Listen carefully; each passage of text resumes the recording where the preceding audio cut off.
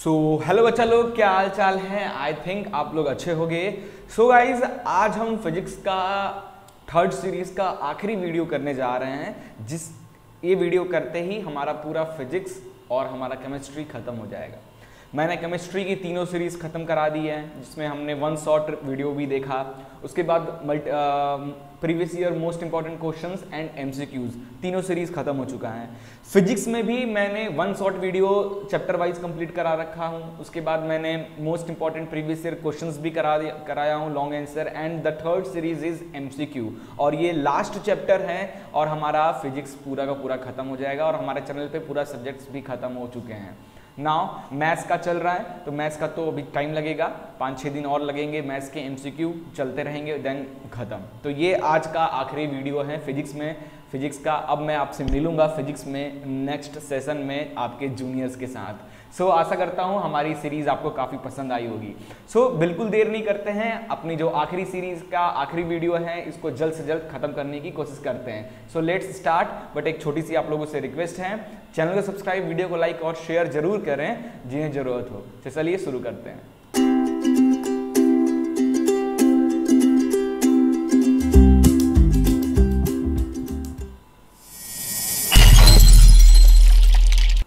So guys, chapter number 13 magnetic effect of electric current हम करने वाले हैं। क्लास 10th फिजिक्स साइंस का एक टॉपिक है ये, ठीक है। बोर्ड एग्जाम 2021 के जो बच्चे प्रिपरेशन कर रहे हैं, जिनके अगले महीने एग्जाम हैं, उन बच्चों के लिए परफेक्ट वीडियो रहने को है। इस चैप्टर पे मैंने इस चैप्टर का पूरा वन शॉट में समझा चुका हूं, फिर इस पे top most previous year question भी करा चुका हूं, and the third series MCQ में आपको कराने जा रहा हूं। इस वीडियो में मैं आपके लिए टोटल 20 मोस्ट इंपॉर्टेंट एमसीक्यूज लेकर आया हूं, जो कि काफी ज्यादा आपको इस चैप्टर में हेल्प करेगा। सो स्टार्ट करते हैं। पहला क्वेश्चन आपके स्क्रीन पे है, और गाइज आई थिंक ये क्वेश्चन का आंसर आपको इस फिगर में जो साइड में दिख रहा है, इसके हेल्प से आप इसका आंसर बता सकते हो। गाइज मैं फिगर थोड़ा इसलिए लगाता हूं अपने एमसीक्यूज में, ताकि आपको थोड़ा सा अट्रैक्टिव लगे, हमारा पीडीएफ थोड़ा सा आपको अट्रैक्टिव लगे और थोड़ा सा इंटरेस्टिंग बनाए, जिससे आप बोर ना हो। क्लियर है? इसलिए हम फोटोज वगैरह लगाता हूँ। बस खाली खाली वर्ड्स रहेगा तो बेकार लगता है ना, और मुझे खुद अच्छा नहीं लगता पढ़ाने में, है ना। तो थोड़ा सा इंटरेस्टिंग होना चाहिए, मजा चलते रहना चाहिए, है ना। सो स्टार्ट करते हैं। The magnetic field line outside the bar magnet. Bar magnet के आउटसाइड मैग्नेटिक फील्ड लाइन कैसी होती है, मतलब कहाँ से निकलती है, कहाँ से घुसती है ना, लाइक दैट। तो देख सकते हो ये फिगर में मैग्नेटिक फील्ड के आउटसाइड जो रहता है वो आउटसाइड ऑफ मैग्नेट, आउटसाइड की बात करते हैं तो नॉर्थ से निकलती है और साउथ में जाती है। और वहीं हम इन साइड की बात कर लेते हैं, मैग्नेट के अंदर की बात कर लें तो साउथ से जाती है अंदर और नॉर्थ से बाहर निकलती है। तो हमें पूछा है magnetic field line outside the bar magnet, तो नॉर्थ से निकलती है और साउथ में जाती है। ऑरिजिनेटेड फ्रॉम नॉर्थ पोल, हाँ, originated from north pole and and at its south pole. Option C is your right answer. अच्छा क्वेश्चन था, चलिए आगे चलते हैं। अगला क्वेश्चन है, the north pole of earth magnet is in the geographical south, geographically east, west या नॉर्थ। हम जानते हैं हमारा जो मैग्नेट होता है, अगर उस मैग्नेट को हम फ्रीली एक स्ट्रिंग में लटका दें, है ना, तो वो अपने आप घूमते हुए एक पोजीशन को एडजस्ट करेगा, फाइनल पोजीशन जहां पे रुक जाएगा, है ना। उस टाइम पे जो मैग्नेट का नॉर्थ पोल रहता है गाइस, वो किससे अट्रैक्ट रहता है? अपने अर्थ के साउथ पोल से। और जो मैग्नेट का साउथ पोल होता है वो अपने अर्थ के नॉर्थ पोल से। तभी तो साउथ अगर सेम डायरेक्शन में हो तो रेपेल करेगा ना, इसलिए अपोजिट डायरेक्शन में। So the north pole of earth magnet is geographically south pole. Option A is your right answer. देख लो, ये मैग्नेट का साउथ पोल है, ये मैग्नेट का नॉर्थ पोल है। तो मैग्नेट का साउथ पोल अर्थ के नॉर्थ मैग्नेटिक पोल से अटैच रहता है और north pole south magnetic pole से। ठीक है, चलिए भूलना मत, बहुत इंपॉर्टेंट क्वेश्चन है ये। चलिए आगे चलते हैं। Question number 3। Okay, the soft iron bar is inserted inside a current carrying conductor. The magnetic field inside the solenoid will decreases, increases, will become zero, will remain the same। तो देखो यार, ये एक सोलोनाइड क्या होता है, wires को इस तरीके से टर्न कर दो, नंबर ऑफ वायर को क्या करो, टर्न कर दो इस तरीके से, और टर्न करके उसमें positive plus minus electricity charge भेजो। तो इससे क्या होता है, इसके वायर में जब इलेक्ट्रिसिटी फ्लो करती है तो काफी सारे इफेक्ट देखने को मिलता है, heating effect, magnetic effect, like that, है ना। तो यार अब जैसे हमने वायर में करंट भेजा, अब करंट में क्या होगा, आसपास मैग्नेटिक इफेक्ट बनने लगेगा, मैग्नेटिक फील्ड बनने लगेगी। अगर हम इसी के अंदर अगर एक सॉफ्ट आयरन कोर डाल देते हैं तो मैग्नेटिक इफेक्ट पे क्या असर होगा, आयरन कोर डाल रहे हो, iron is a ferromagnetic substance, it can boost the magnetic field, okay, so it will increases the magnetic field of that solenoid, ठीक है, याद रखना इसको। चलिए आगे चलते हैं। देखो क्यों, अब जो मैग्नेटिक फील्ड होता है ना बच्चा लोग, मैग्नेटिक फील्ड जो होता है वो किस किस चीज पे डिपेंड होता है, मैग्नेटिक फील्ड डायरेक्टली डिपेंड करता है कि करंट कितना आ रहा है, मैग्नेटिक फील्ड इनवर्सली रहता है डिस्टेंस पे, ठीक है, सेंटर डिस्टेंस पे, मैग्नेटिक फील्ड डायरेक्टली डिपेंड करता है नंबर ऑफ टर्न्स पे, नंबर ऑफ टर्न्स पे, मैग्नेटिक फील्ड डायरेक्टली डिपेंड रहता है कोर मटेरियल पे, ठीक है, मटेरियल का कोर क्या है उसके, तो ये सब कुछ प्रॉपर्टीज है ना। चलिए आगे चलते हैं। क्वेश्चन नंबर 4 बड़ा अच्छा क्वेश्चन है। अ करेंट कैरिंग कंडक्टर, एक कंडक्टर है जिसमें current is held exactly a vertical direction में रखा हुआ है। In order to produce a clockwise magnetic field around the conductor, the current should be passed in a conductor from top to bottom, left to right. Left देखो, wire को right straight रखना है vertically. अब आप चाहते हो कि जो मैग्नेटिक फील्ड हो वो क्लॉकवाइज हो, तो इसमें मैं बनाता हूं एक सर्कल बनाता हूं लाइक दिस, एक क्यों 2 सर्कल बना देता हूं लाइक।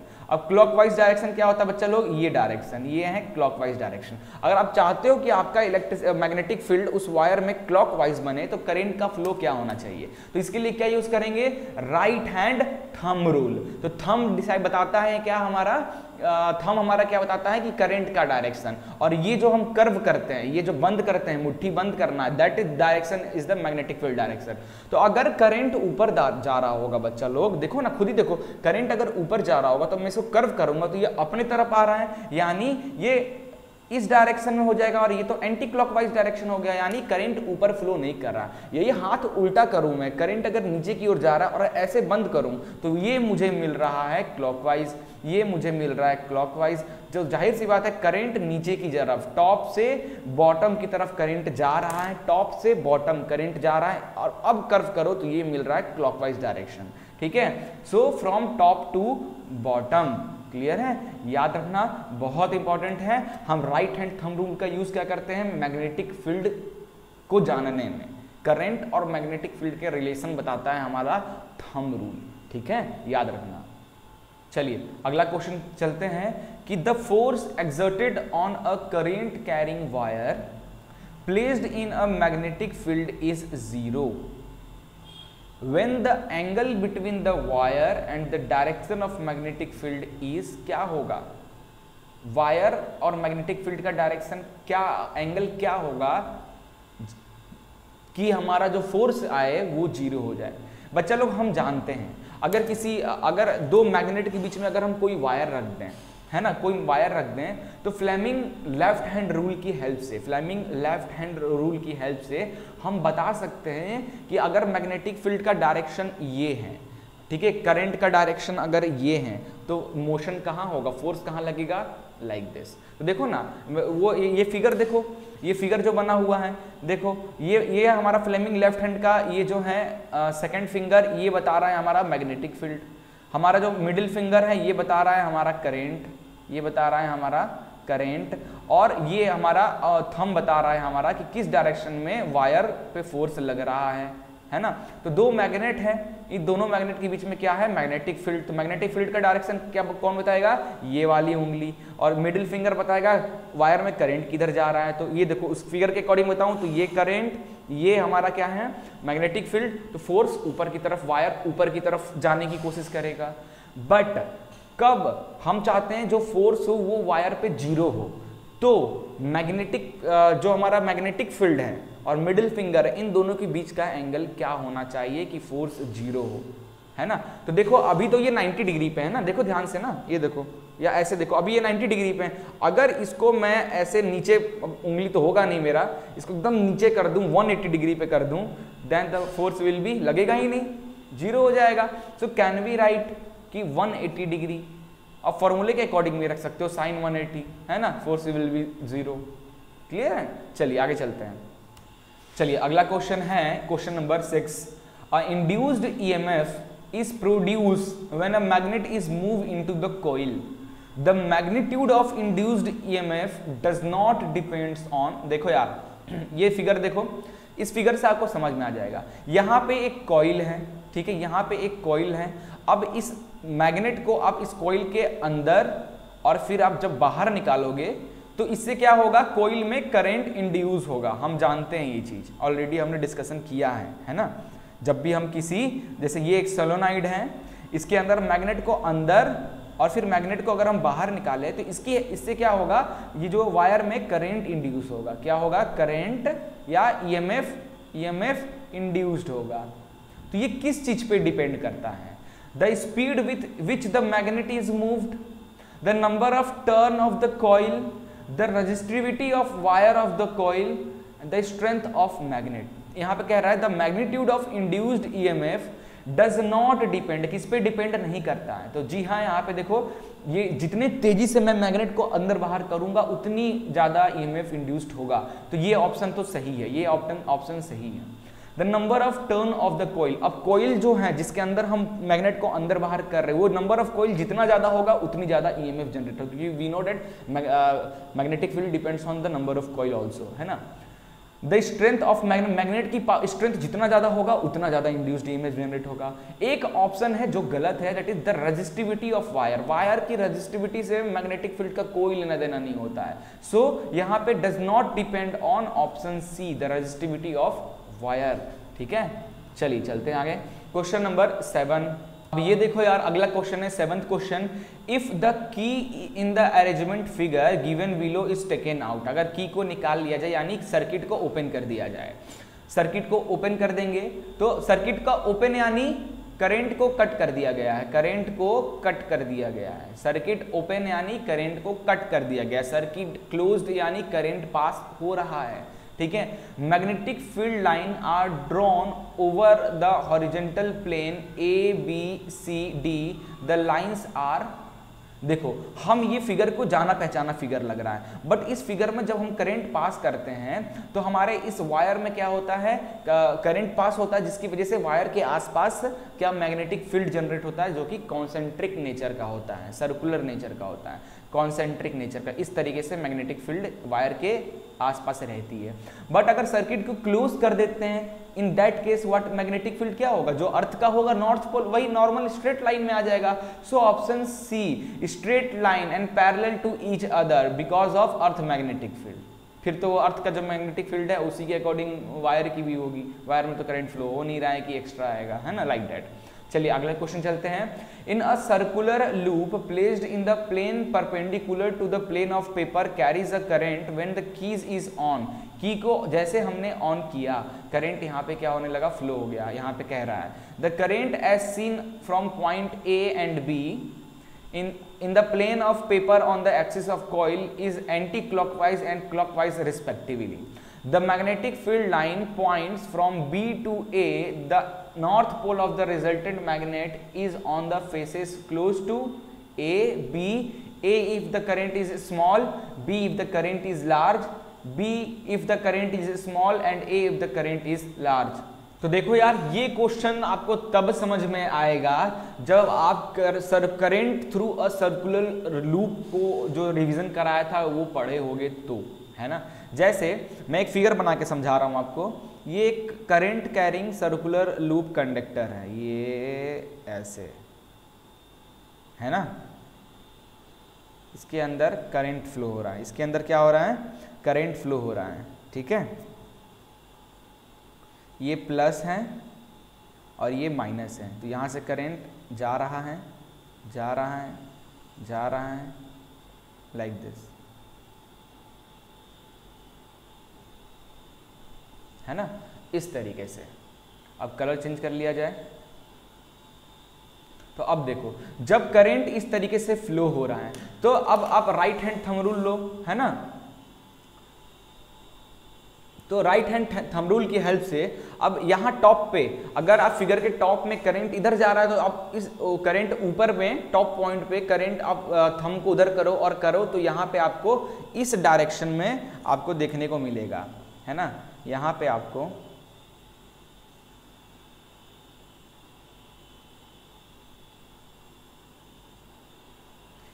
आपको इस डायरेक्शन में मैग्नेटिक फील्ड देखने को मिलेगा। वहीं अगर हम इस पॉइंट की बात कर लें, नीचे वाली पॉइंट पे, तो यहाँ पे जो आपको मिलेगा right hand thumb rule use, current इधर जा रहा है तो अप डायरेक्शन में, तो हियर ऑल्सो दिस डायरेक्शन, है ना। अब इसको आप बढ़ाते जाओगे, आप करते जाओगे, इधर से ऐसे ऐसे ऐसे इधर भी बनता जाएगा और सेंटर में क्या हो जाता है, स्ट्रेट लाइन बन जाता है। सेंटर में जो मैग्नेटिक फील्ड होता है वो स्ट्रेट लाइन में आ जाती है, where in which this is the north pole and this is the south pole, है ना। तो यहाँ पे देखो प्लस, इधर से प्लस आ रहा है, तो यहाँ से प्लस करंट, यानी ये इस डायरेक्शन से जा रही है, लाइक दिस डायरेक्शन में, सेम टू सेम इसकी तरह ही फ्लो हो रही है। तो यहाँ पे नॉर्थ पोल इधर होगा और साउथ पोल इधर होगा। तो नॉर्थ पोल किसकी तरफ फेस कर रहा है, ए की तरफ। सो ऑप्शन ए की तरफ फेस कर रहा है। बस इतना सही था लॉजिक, और कुछ नहीं है इसमें, है ना। चलिए क्वेश्चन नंबर 9 पे चलते हैं। In the arrangement shown in the figure, there are 2 coils wound on a non-conducting cylindrical rod. ठीक है।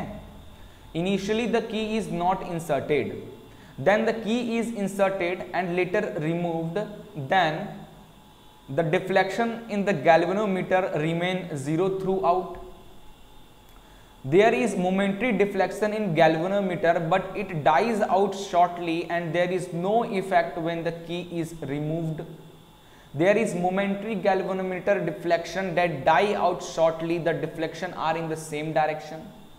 There are momentary galvanometer deflection that die out shortly. The deflection are in opposite direction. कौन सा option होगा? ये देखो यार, induction वाला system तो याद होगा ना आपको। इंडक्शन में यहाँ से हटता हूँ कि जैसे की को अगर हम यहाँ पे ऑन करेंगे तो हमें डिफ्लेक्शन देखने को मिलेगा, फिर हम की को ऑफ करेंगे तो फिर से हमें इधर डिफ्लेक्शन, फिर इधर डिफ्लेक्शन, फिर इधर डिफ्लेक्शन। बार बार की को ऑन ऑफ करने से हमें इस बगल वाला बिकॉज ऑफ इंडक्शन हमारे गैल्वेनोमीटर में हमें डिफ्लेक्शन देखने को मिलता है बिकॉज ऑफ इंडक्शन, है ना। तो इसमें से कौन सा ऑप्शन सही होगा? So the right answer is D. There is momentary galvanometer deflection that die out shortly. जैसे आप की को ऑन करोगे तो यहाँ पे डिफ्लेक्शन दिखाएगा जो कि आपके गैल्वेनोमीटर में अपोजिट डायरेक्शन में होगा, और फिर थोड़ी देर बाद की कंटिन्यूअस ऑन करे रखोगे, थोड़ी देर बाद वो फिर न्यूट्रल आ जाएगा, फिर न्यूट्रल पे आ जाएगा। ठीक है, इसीलिए की को ऑन ऑफ करने से, ऑन करोगे तो इस डायरेक्शन में दिखाएगा, ऑफ करोगे तो इस डायरेक्शन में दिखाएगा, फिर से न्यूट्रल हो जाएगा। इस तरीके से करंट इंड्यूस आपको यहाँ पे दिखाता है ना। चलिए अगला चलते हैं, question number 10। A constant current flow in a horizontal wire. ये हॉरिजॉन्टल वायर है। The plane of paper from east to west shown in the figure. The direction of magnetic field at the point will be north to south will be. देखो एक ये रहा, ये conductor है जिसमें east से waste में करंट फ्लो हो रहा है, ईस्ट टू वेस्ट। ठीक है, ईस्ट टू वेस्ट में करंट फ्लो हो रहा है, यानी दिस डायरेक्शन में। तो मैग्नेटिक फील्ड का डायरेक्शन किधर रहेगा बताना है आपको। तो देखो यार, थंब रूल लो, ईस्ट टू वेस्ट यानी इस डायरेक्शन में, और ये बंद करो, क्लोज करो। तो ये क्लोज कर रहे हो तो जो यहाँ पे बनेगा सर्कुलर लूप जो बनेगा, इसमें क्या करंट नीचे की ओर जाएगा, है ना, यानी ऑन द पेपर की तरफ जा रहा है, directly above the wire, directly below the wire, at the point locate in the plane of paper on the north side of the wire, at the point locate in the plane of paper on the south side of the wire. The direction of magnetic field पूछ रहा है। So here the answer is directly below the wire। देखो ना, इस magnetic field आपका current इस direction में है और मैग्नेटिक फील्ड आपका कैसे मिल रहा है, दिस अंदर डायरेक्ट बिलो द वायर, नीचे की तरफ से जा रहा है ना। चलिए आगे चलते हैं। अ fuse should always be placed in, जो फ्यूज होता है घर में, जो हम फ्यूज लगाते हैं, जिससे क्या फ्यूज का काम क्या होता है, जब हमारी कभी वोल्टेज या करंट कभी एक्स्ट्रा आ जाता है तो फ्यूज क्या होता है, अपने आप को डिस्ट्रॉय करके आपके घर के अप्लायंसेस को बचा लेता है ना। तो वो फ्यूज को कहाँ लगाते हैं, न्यूट्रल वायर में या लाइव वायर में, ठीक है, लाइव वायर जिसमें से प्लस और न्यूट्रल माइनस, ठीक है। तो कौन से वायर में हम लगाते हैं, तो the fuse live wire of the main circuit, main circuit की देखो ये लाइव वायर आ रहा है आपके पोल से, ये दो वायर आ रहे हैं, एक न्यूट्रल वायर है और एक लाइव वायर, लाइव वायर में हम लगाते हैं फ्यूज, ठीक है, क्योंकि लाइव वायर में ही करंट रहता है, हाई वोल्टेज करंट। अब कुछ ऊपर नीचे होता है तो ये फ्यूज अपने आप को ब्रेक कर लेता है, जिसकी वजह से आपके अप्लायंसेस वगैरह बच जाते हैं। तो याद रखना, fuse always placed in a live wire, ठीक है। चलिए अगला क्वेश्चन चलते हैं। If two circular coil can be arranged in one of the following three situation as shown in the diagram below, then there mutual induction will be maximum in situation A, maximum in situation B, maximum in situation C, या the same in all situation. क्या होगा जल्दी बताओ। देखो यहाँ पे एक coil ये है, दो कॉइल हैं, यहाँ भी दो कॉइल है, यहाँ भी दो कॉइल है, म्यूचुअल इंडक्शन किसमें मैक्सिमम होगा, तो हम जानते हैं इंडक्शन यानी एक कॉइल है, दूसरे कॉइल में करंट है, दोनों को पास लाना, दूर पास पास पास लाकर स्विच को ऑन ऑफ करने से क्या होता है, इंडक्शन, म्यूचुअल इंडक्शन होता है विदाउट टचिंग। दूसरा वायर टच नहीं करता है पहले वाले को, दूर रहता है, ठीक है, फिर भी करंट इसमें इंड्यूस्ड हो जाता है बिकॉज ऑफ मैग्नेटिक फील्ड जो निकलता है। तो ये तो टच कर दिया है तो ये तो होगा नहीं, है ना।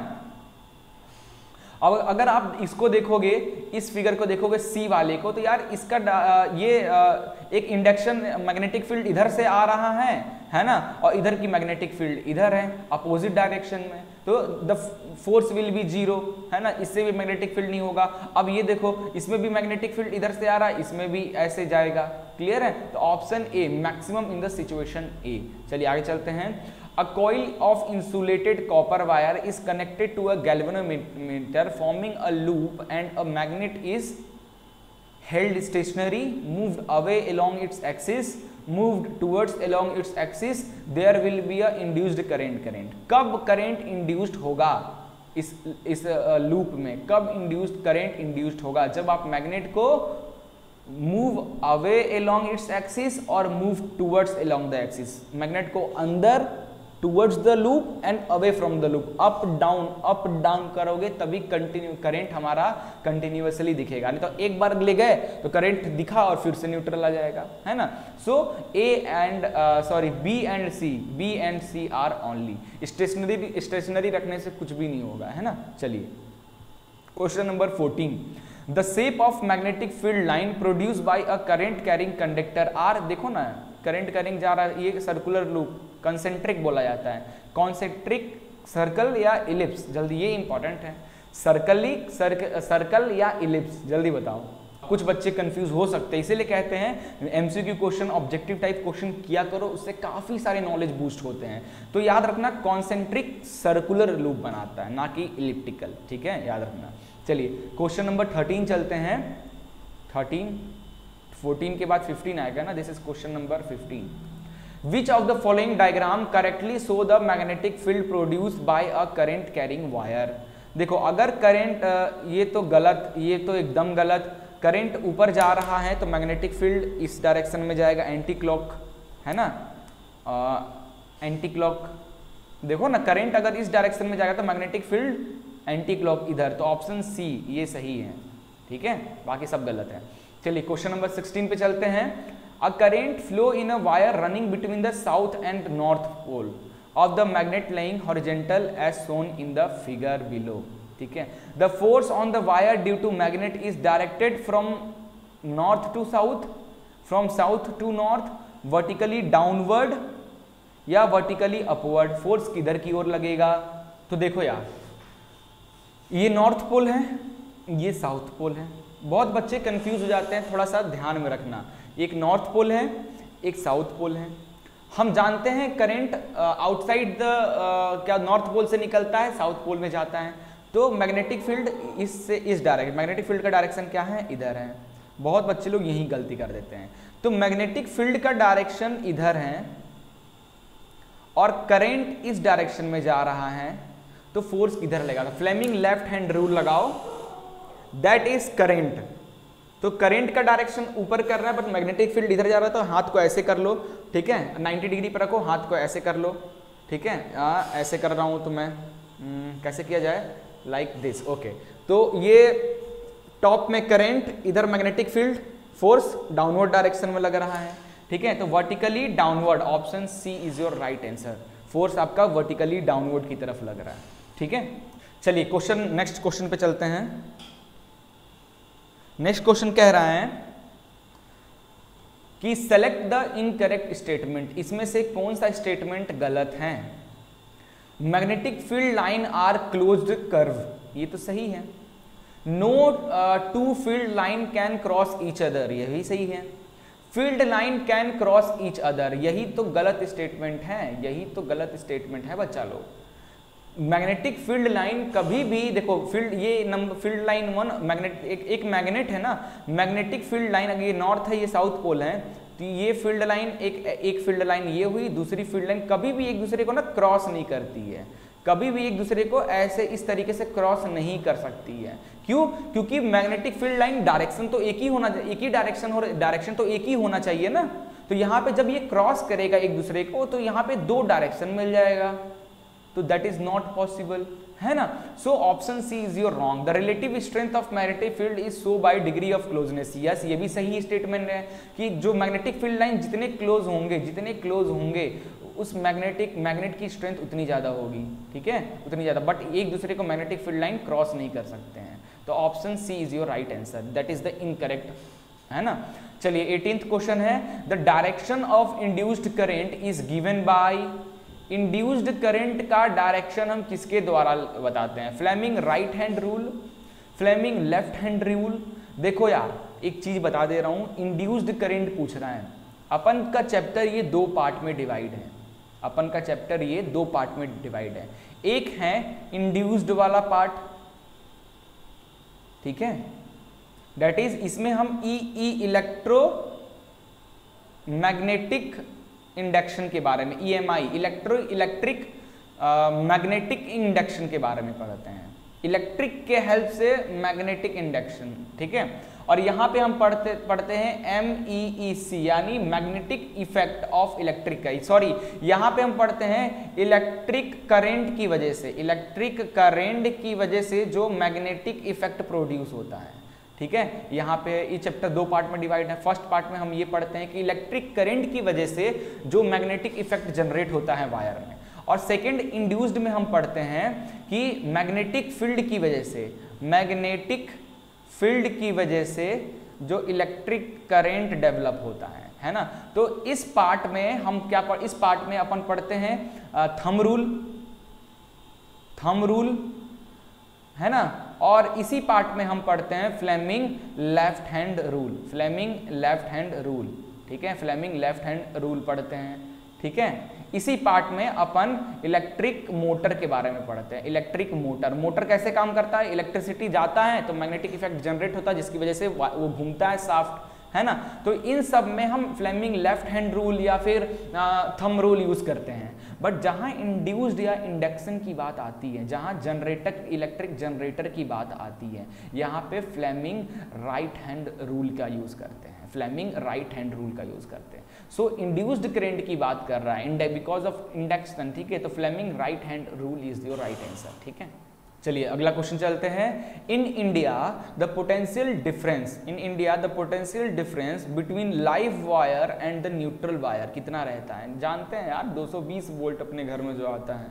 चलिए लास्ट क्वेश्चन है, choose the incorrect statement from the following regarding magnetic line के बारे में, इसमें से कौन सा इनकरेक्ट ऑप्शन है? The direction of magnetic field at a point is taken to be the direction in which the north pole to the magnetic compass needle point, ठीक है। Magnetic field line are closed curve, ये भी सही है। If magnetic field line are parallel and equidistant, they represent zero field strength, okay।